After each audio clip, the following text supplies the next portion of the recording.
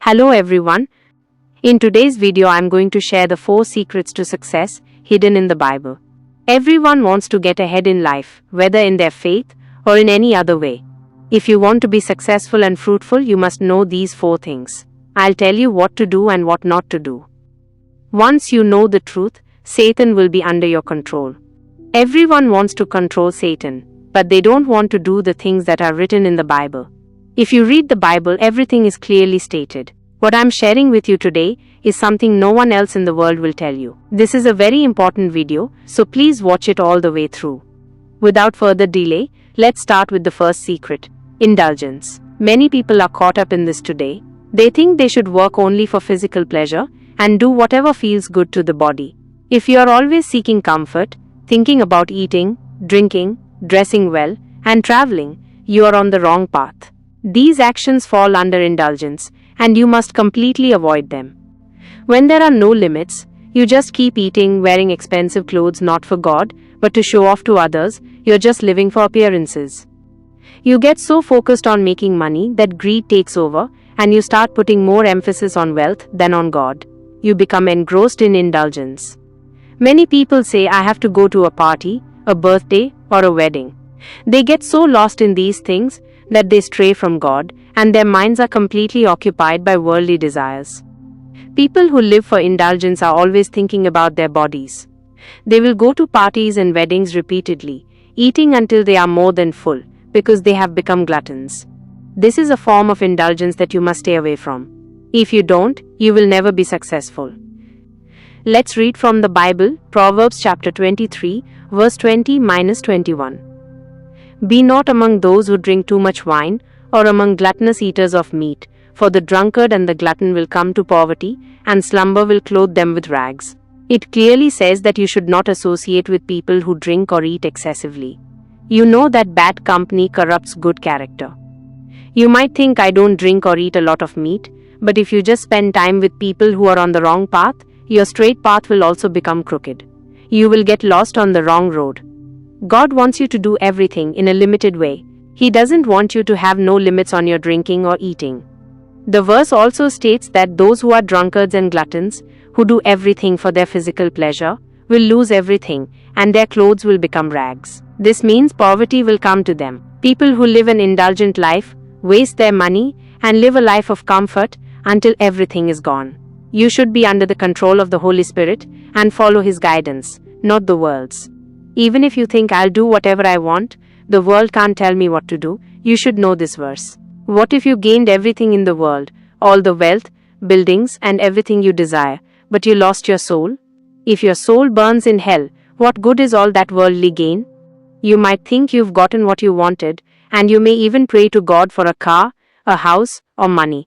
God knows your needs before you even ask and will fulfill them.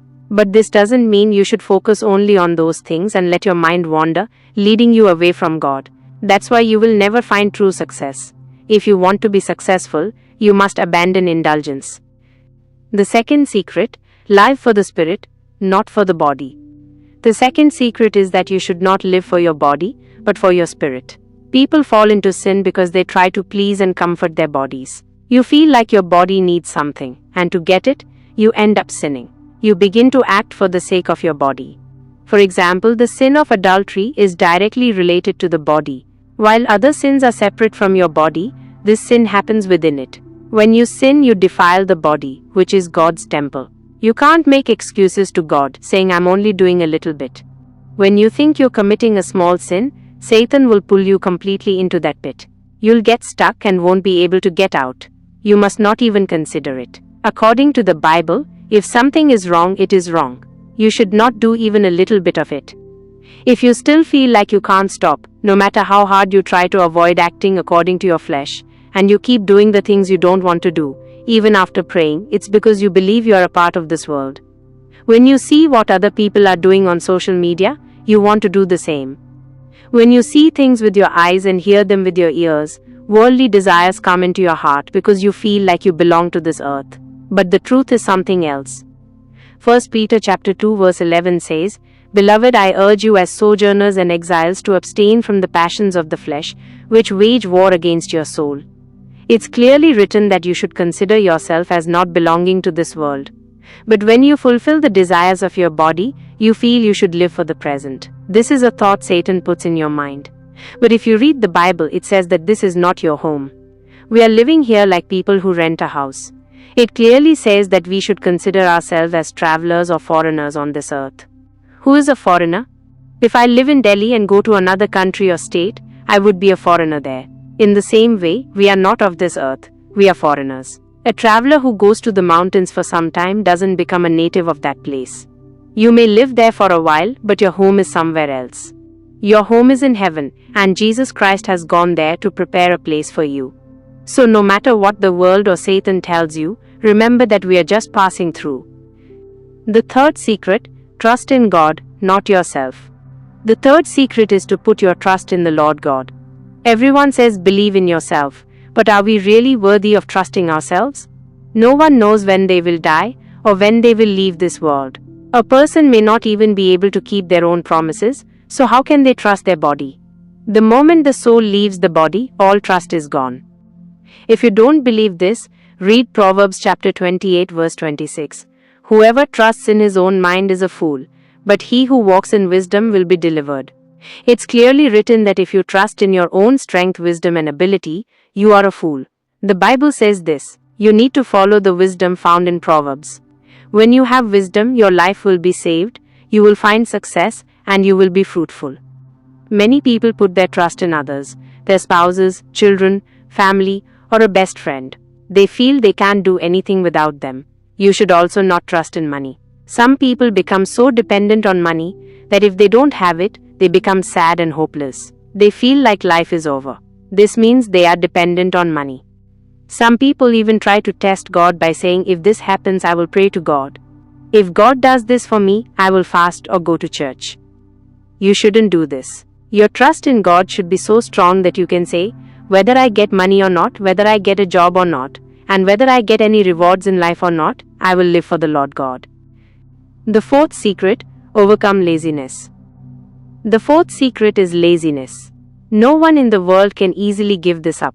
Do you think laziness is only about sleeping? No.